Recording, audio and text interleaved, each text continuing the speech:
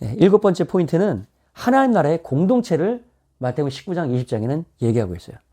하나님 나라의 공동체는 어린아이 같은 그런 공동체라는 거예요.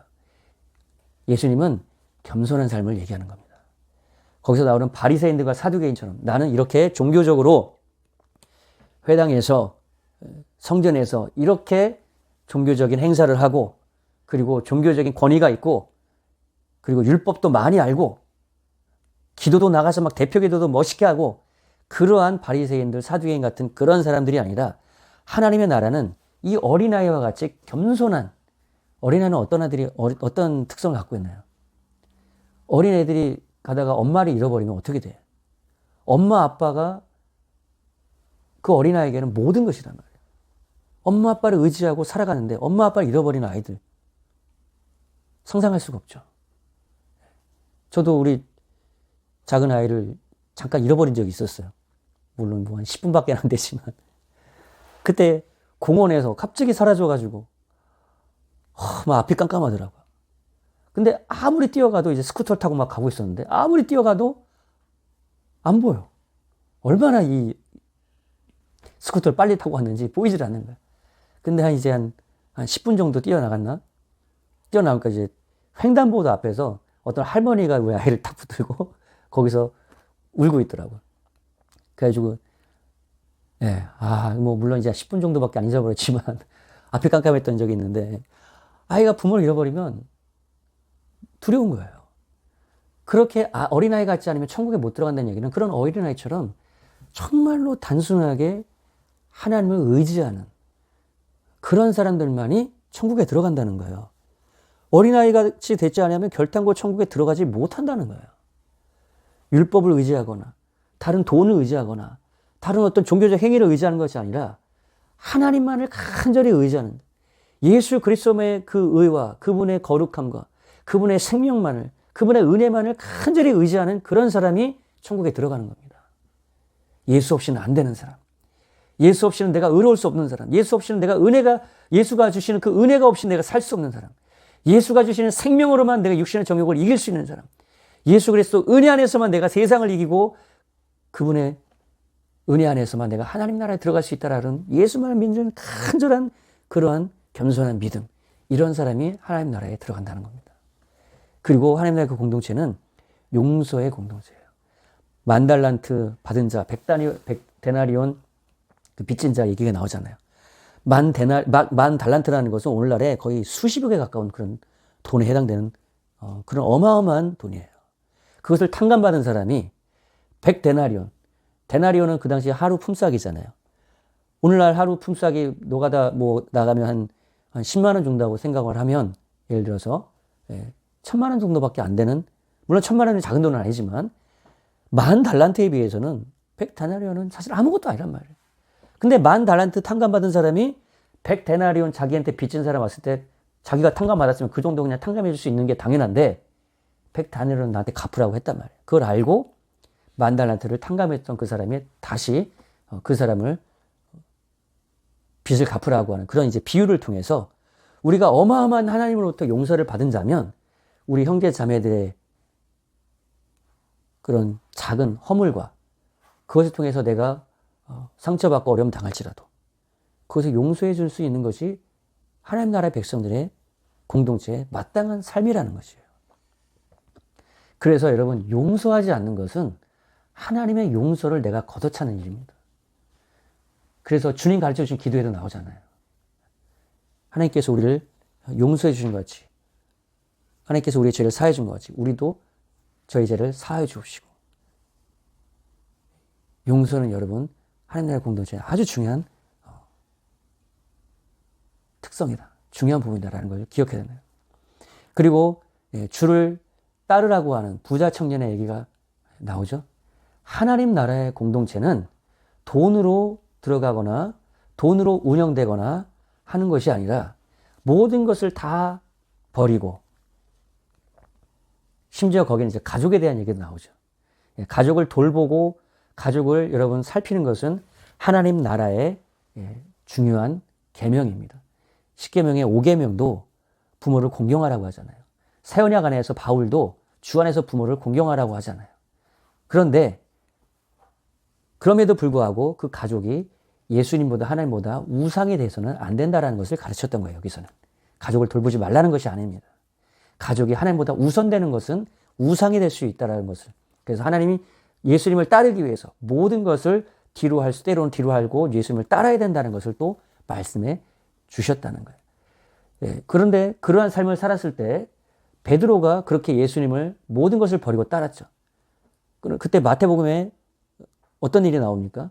예수님이 베드로의 장모님의 집을 찾아가죠. 예수님이 그 가족들을 돌봐주신단 말이에요.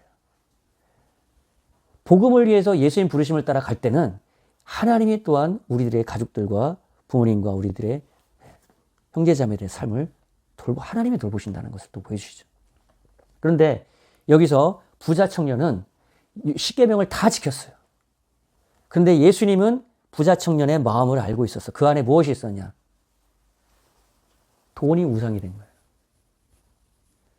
그 돈, 그 재물을 다 나눠주고 버리고 너는 나를 따르라고 하죠. 그래서 여러분, 이 청년은 영생 구원을 얻고 싶었어요. 구원은 율법을 지켜서 얻을 수 있는 것이 아니라 예수를 따름으로 예수 그리스도 통해서 예수 그리스도 안에서 얻게 되는 거예요. 영생은 예수 안에 있습니다. 예수 자신이 영원한 생명이시니까. 그러니까 예수를 따르지 않고 예수를 떠나면 어떻게 되겠습니까? 그 사람에게 영생이 없는 거예요. 부자 청년은 그 영생을 얻기를 원했지만 예수는 따르지 않고 자기 안에 우상 재물을 여전히 가지고 그 영생도 얻으려고 했던 것이죠. 그러나 하나님 나라의 공동체는 모든 것을 버리고 예수 그리스도만을 쫓아가는 공동체라는 것을 마태는 또 얘기하고 있는 겁니다. 그 예수를 쫓을 때 하나님이 우리의 삶을 돌봐 주실 뿐만 아니라 영원한 생명도 주시는 것입니다. 마태복음 24장 25장에는 하나님 나라의 미래에 대해서 Future of the Kingdom에 대해서 얘기합니다. 그 하나님 나라가 임할 때 그 징조가 무엇입니까? 라고 이 제자들이 물어보게 되죠. 그때 이제 예수님은 징조를 얘기하실 때 첫 번째 적그리스도, 거짓 그리스도의 미혹을 조심하라고 얘기하시죠. 예, 마지막 때 예수님이 재림하시기 전에 있게 될 사인은 거짓 그리스도의 미혹입니다. 이 부분은 제가 거짓 그리스도에 대해서 교황이 거짓 적그리스도일까요? 라는 부분에서 좀 더 자세하게 설명을 해놓았습니다. 거짓 그리스도는 안티크라이스트라는 단어, 적그리스도라는 단어는 대적하는 의미도 있지만 대신해라는 의미가 있어요. 대신하는 그리스도, 우리가 믿고 따를 구원의 참된 그리스도는 예수 그리스도인데 예수 그리스도를 대신하는 그러한 거짓 메시아, 거짓 그리스도가 나타난다는 거예요. 그리고 그 거짓 그리스도가 나타날 때 또 하나 일어나게 되는 표징 중에 하나는 성전에, 예루살렘 성전에 멸망에 가증한 것이 서게 되고 그 멸망에 가증한 것이 서는 그 우상이 성전에 서게 되면 그것이 이제 다니엘서 9장에 예수님의 다니엘서를 인용을 해서 말씀하시는데 그것이 서게 되면 전무후무한 대환란의 시대가 오게 되고 그리고 나서 그 환란 후에 예수께서 재림하시면서 천사장의 나팔 소리와 함께 재림하시면서 천사들 보내서 모든 구원받은 자를 모아서 공중에서 주님이 그들을 영접하시고 그들이 주님과 함께 공중에서 혼인잔치를 열고 이 땅에 재림하는 그러한 강림의 역사가 있게 됩니다. 그랬을 때 예수님이 재림하시면서 25장에서 이제 심판의 내용이 나와요. 예수님이 재림하시면서 하시는 일은 심판하시는 일을 하시게 됩니다. 예수님의 초림은 우리를 구원하시기 위한 구원주로 오셨어요. 재림하실 때는 심판의 주님으로 오십니다. 그러나 여러분 심판이라는 단어를 들으면은 대부분 부정적인 의미를 여러분 생각을 하게 되는데요. 심판이라는 성경의 의미는 정의롭게 하나님의 그 기준에 따라서 판결하신다는 그런 내용이에요. 그래서 온전하지 못하는 것은 그런 공의의 심판에서 온전하지 못한 것에 대한 그 결과로 징계의 심판이 오게 되고 그리고 하나님 앞에 온전함으로 살아가는 사람들에 대해서는 상급의 심판으로 죽이시게 되는 겁니다. 그래서 심판은 부정적인 의미는 아니라는 거예요. 그 예수님 오셔서 심판을 하게 되는데 이제 마태복음 24장 후반부터 네 가지의 그 심판을 얘기하시는데 첫 번째는 착하고 충성된 종 그리고 악하고 게으른 종에 대해서 나오죠. 착하고 충성된 종은 뭐였습니까? 오랜 후에. 여러분, 이 달란트 비유에서 나오는 특징 중에 하나가 뭐냐면, 오래 후에. 예수님이 금방 오지 않는다는 거예요. 지금 벌써 2000년이라는 시간이 지났잖아요. 예수님 오랜 후에 오신다는 거예요. 근데 착하고 충성된 종은 그렇게 오랜 후에 늦게 오시든 그렇지 않든 그 주인이 명령한 것을 따라서 충실하게 자기 일들을 했다라는 거예요. 때를 따라 양식을 나눠주고 맡겨준 그런 직임에 대해서 성실하게 하고 있었다라는 거예요. 그러나 악하고 게으른 종은 어땠습니까? 술 친구들과 더불어 놀고 먹고 마시고 준 임무를 하지 않았다는 거예요. 이런 마태복음 그리고 마가복음, 요한복음, 누가복음 마지막에 보면은 예수님이 부활하고 승천하실 때 네 가지의 명령을 다 복음서마다 기록하고 있어요.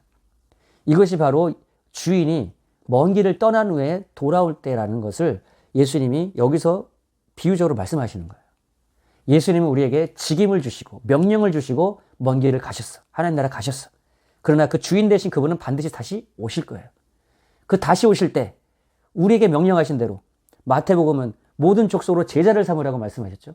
마가복음에는 천하 만민에게 복음을 전파하라고 말씀하셨고, 그리고 누가복음에는 성령의 권능을 입고 이 일을 하고, 그 뒤에 연결된 사도행전 1장에 연결돼서 성령 임하심 권능 받고 땅끝까지 제자가 되는 삶을 살 것을 말씀하셨죠. 요한복음에는 내가 너희를 하나님이 예수님 보낸 것 같이 나도 너희를 보내노라 하면서 베드로에게 주신 대로 목양 명령을 우리에게 주셨어요. 양들을 먹이고 돌보는 것에 대한 명령을 주셨어요. 이것은 교회에게 주신 명령이에요. 예수님이 승천하시면서 교회에게 주신 직임이에요. 지금 종들에게 명령하신 대로. 이 지상 명령을 성실하게 하고 있는 사람들은 바로 착하고 충성된 종인 것입니다. 그러나 그것을 버리고 세상과 함께 더불어 술 취한 이 종처럼 먹고 마시고 놀고 있는 그런 종들은 악하고 게으른 종이라는 거예요. 충성되고 착하고 충성된 종들은 주인의 즐거움에 참여했지만 악하고 게으른 종은 주인의 즐거움에 참여하지 못하고 슬피 울며 이를 갈미 있을 거라 하셨죠. 여러분, 우리가 예수 믿고 구원받아서 그 끝인가요? 성경은 그렇게 얘기하고 있지 않습니다. 우리가 예수 그리스도의 복음은 완전한 복음이고 그 놀라운 구원을 우리에게 완성시켜 주셨지만 우리가 그 복음에 합당한 삶을 살아야 되는 거예요. 여러분, 이것이 행위 구원이 아닙니다. 복음을 받았으니, 구원을 받았으니 구원에 합당한 삶을 살아야 될 것을 옛 언약에서도 말씀하셨고, 옛 언약을 맺으면서 십계명의 삶을 통해서 의와 거룩한 삶을 살아낼 것을 말씀하셨죠. 그러한 사람이 약속의 땅에 들어갔던 것이고 약속의 땅의 은혜를 누렸던 겁니다. 새 언약 안에서도 마찬가지입니다. 새 언약의 법, 그 복음의 은혜를, 구원의 은혜를 받은 사람들은 구원에 합당한 삶을 살되 그렇게 살아갈 수 있는 능력, 그렇게 살아갈 수 있는 생명을 성령으로 우리에게 주셨기 때문에 여러분, 우리가 핑계치 못한다는 거예요. 열처녀 비유에서도 마찬가지죠. 열처녀 모두 다 신랑을 기다렸습니다. 이건 주님 재림을 말씀하는 거거든요. 오늘날 교회가, 우리가 성도들이 대부분 저희들이 예수님을 얼마나 기다리고 있습니까? 열처녀는 예수님을 다 기다렸다는 거예요. 그런데 다섯 처녀는 기름이 없었어요. 열처녀 모두 다 기다렸지만, 그리고 열처녀 모두 다 졸며 잘세라고 기록하고 있어요. 모두 다 졸았어요. 신랑이 너무 늦게 왔거든요. 유대인들의 그 결혼 문화는 밤에 결혼식을 하거든요. 그래서 기름을 준비하지 않으면, 그 불이 없으면, 등불이 없으면 그 결혼식을 할 수가 없어요. 근데 이 다섯 처녀, 지혜 없는 다섯 처녀는 기름을 준비하지 않은 거예요. 모두 다 신랑을 기다렸고 모두 다 졸았지만 지혜 없는 다섯 처녀는 기름이 없었어요. 지혜 있는 다섯 처녀는 기름을 충분히 준비했다는 거예요. 예, 여기서 뭐 기름이 성령이다, 뭐 이렇게 비유적으로 표시하는 분도 계시지만 저는 그렇게 생각하지는 않습니다. 예, 거기서 기름은 그냥 기름이에요. 유대 결혼 문화를 가지고 예수님은 말씀하시고자 했던 거예요. 그럼 기름을 준비했다는 건 뭡니까? 신랑을 맞이할 결혼을 통해서 신랑을 맞이할 이런 사모함을 가지고 결혼식을, 언약식을 철저하게 준비했다는 거예요. 그 등불이 없으면, 기름이 없으면 결혼식 온전하지 못하잖아요. 그러니까 그 처녀들의 마음 자세, 준비, 태도 이런 것을 우리가 여기서 통해서 이해할 수 있었던 거예요. 얼마나 우리가 주님을 맞이할 준비를 하고 있습니까? 얼마나 신랑대에서 우리 주님을 우리가 기다리며 우리가 철저하게 그때를 기다리고 준비하고 있습니까? 그런 삶의 태도와 자세, 그러한 신부, 그러한 교회를 예수님은 데려가신다는 거예요. 기름을 준비하지 않았던 그 5 처녀는 들어오지 못했습니다. 결혼식에 참여하지 못했어요. 우리는 이 비유를 통해서 예수님이 직접 말씀하신 비유를 통해서 우리는 생각해 봐야 돼요. 그리고 달란트 비유가 나오죠. 달란트 비유에서는 1달란트, 2달란트, 5달란트를 주고 떠났죠. 그 달란트를 1달란트 받은 사람은 묻어놓고 아무것도 하지 않았어. 2달란트, 5달란트 받은 사람은 그것을 가지고 배가시켰단 말이에요. 2달란트, 5달란트를 남겼단 말이죠. 일을 했다는 겁니다. 맡기고 간 직임에 대해서 충실했다는 거예요. 근데 한 달란트 받은 사람은 아무 일을 하지 않았어. 그 아무 일 하지 않은 그 사람에게, 종에게 악하고 게으른 종이라 하면서 슬피 울며 이를 갈미 있으리라 이렇게 얘기하죠. 예수님 다시 오실 때 그 하나님 나라에 들어오지 못한다는 겁니다. 슬피 울며 이를 간다는, 지옥에 떨어진다는 거예요. 참 무서운 말씀이죠. 왜 하나님은 2달란트 남기고 5달란트 남긴 사람만 데려가실까요? 예수님은? 여기서 말씀하시는 것도 착하고 지혜롭고 충성된 종과 연결되는 겁니다. 맡기고 간 그 달란트, 그 일에 대해서 주인의 뜻을 알고 그것을 가지고 일했다는 거예요. 그것을, 그 주인의 뜻을 이루는 삶을 살았다는 거예요. 예수님이 우리에게 복음을 전하고 제자 삼는 그 명령을 우리에게 주고 가셨잖아요. 그 주인의 뜻을 행했다는 겁니다. 그 주인의 뜻을 행해서 우리가 빛과 소금이 돼서 이 세상 속에 빛을 나타내는 삶을 살 뿐만 아니라 제자 삼고 복음을 전하는 예수님이 맡기고 가신 그 일을 성실하게 해나가고 있었다라는 거예요. 그리고 그것을 생산적으로 남기는 그런 삶을 살아가고 있는 그자가 바로 2달란트, 5달란트 받은 사람들이라는 겁니다. 저 여러분이 그런 사람 되길 원하는 것이죠. 여기에 아무 관심 없이 이 세상 속에서 살아가는 사람은 이미 1달란트 받는 데와 똑같은 거예요. 악하고 게으른 종의 삶을 살고 있는 겁니다. 회개하고 우리가 2달란트, 5달란트 받은 자처럼, 그리고 지혜롭고 충성된 그런 종처럼, 5 처녀처럼 그렇게 살아야 되는 것이죠. 양과 염소의 비유에서도 형제들을 돌아보는 삶, 거기서 보면은 감옥에 갇힌 사람들을 돌아보고 그 감옥에 갇힌 사람들을 살피는 그런 내용이 나오는데, 그런 사람들을 양이라 외계하고, 그리고 거기에 대해서 아무 관심 없이, 거기서 말하는 그 내용은요, 그 시대의 사도들과 복음을 전하는 사람들은 많은 사람들이 옥에 투옥되고 갇히는 그런 상황들이 많았어요. 마태가 이 복음을 적었을 AD 80년경에는 예수 믿는 것 때문에, 또 더군다나 예수 그리스도의 복음을 전하는 사도적인 사역과 이런 복음 전도자들에게는 엄청난 핍박이 있었고 옥에 갇히는 일들이 있었단 말이에요. 그들을 돌보지 않는 사람들은 염소와 같은 사람들이라는 거예요. 그들을 돌보고 그들을 섬기고 보살피는 형제애가 있는 사람들이 진짜 양이라는 겁니다. 우리에게 형제애가 있습니까? 복음 때문에 핍박받는 선교사님들, 예수 믿는 것 때문에 죽임당하고 핍박당하고 있는 북한의 성도들, 중국에서 헤매고 있는 그러한 예수 믿는 그러한 성도들, 지하교회 교인들, 핍박받는 수많은 그리스도인들, 우리가 관심을 가지고 그들을 돌볼 수 있어야 된다는 것이죠. 마지막으로 마태복음 26장에서 28장은 예수님의 십자가와 부활의 사건, 그리고 예수님의 승천하시면서 지상명령을 주시는 사건으로 마무리됩니다. 예수님의 십자가, 그 메시아는 고난받으시고 십자가에서 죽으셔서 이 세상의 모든 죄와 저주를 도말하시고 해결하심으로 이 땅에 하나님의 나라를 시작하신, 하나님의 나라를 이루신 그러한 메시아라는 겁니다. 때가 찼고 하나님 나라가 이 땅 가운데 이루었으니 회개하고 복음을 믿으라, 하나님께로 돌아오라고 말씀하셨던 그 예수님이 이제는 십자가와 부활로 이 땅에 하나님 나라를 이루셔서 하늘과 땅의 모든 권세를 내게 주셨으니 그러므로 너희는 가서 모든 족속으로 제자를 삼아 아버지, 아들과 성령의 이름으로 침례를 베풀고 내가 너에게 분부한 모든 것을 가르쳐 지키게 하라 라고 하는, 복음을 전하고, 그리고 복음을 전하고 이제 예수 믿은 사람들을 뭘 해야 돼요? 침례를 주라는 겁니다. 마가복음에도 복음을 믿고 침례를 받는 사람은 구원을 얻을 것이요 라고 하죠. 이렇게 침례가 중요한 겁니다. 예수님과 연합을 이루는 그러한 예식인 거예요. 그리고 하나님께서 말씀하신, 예수님께서 우리에게 말씀하신 그 모든 것을 가르쳐서 지키게 하라. 제자 삼으라는 겁니다. 이것이 지성명령이에요. 이것을 이루기 위해서 하늘과 땅의 권세가 예수님께 있으니 이제는 그 권세를 가지고 예수 이름으로 가서 복음을 전하고 침례를 주고 제자를 삼아서 이 땅에 하나님의 나라의 공동체를 이루어 가라. 이 땅에 하나님의 나라를 확장해 가라. 라고 명령해 주셨던 겁니다. 볼지어다 내가 세상 끝날까지 너희와 항상 함께 있으리라. 그런 일을 하고 있는 사람과 우리 주님은 함께 하신다는 거예요. 그리고 그렇게 함께 하시다가 예수님이 재림하시면서 이 땅에 하나님 나라를 완성하실 것입니다.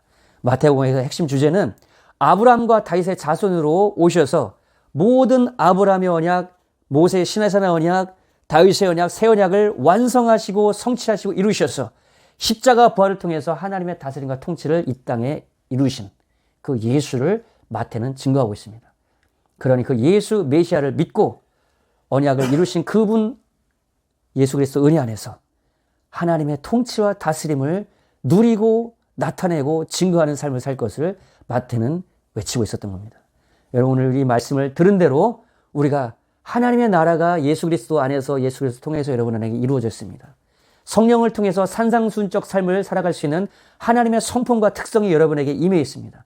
주님 내가 성령의 열매를 통해서 하나님적 성품을 나타내게 하시고 세상에 빛이 되게 하사 이 땅에 하나님의 영광을 나타내게 하시며 하나님의 나라의 권세와 능력을 나타내게 하심으로 이 땅에 우리가 가는 곳마다 그 복음을 전할 때마다 예수의 권능이 나타나게 하셔서 병든 자가 고침받고 귀신이 떠나고 하나님 나라의 놀라운 회복이 이루어지게 하는 하나님의 사역에 써 주시옵소서.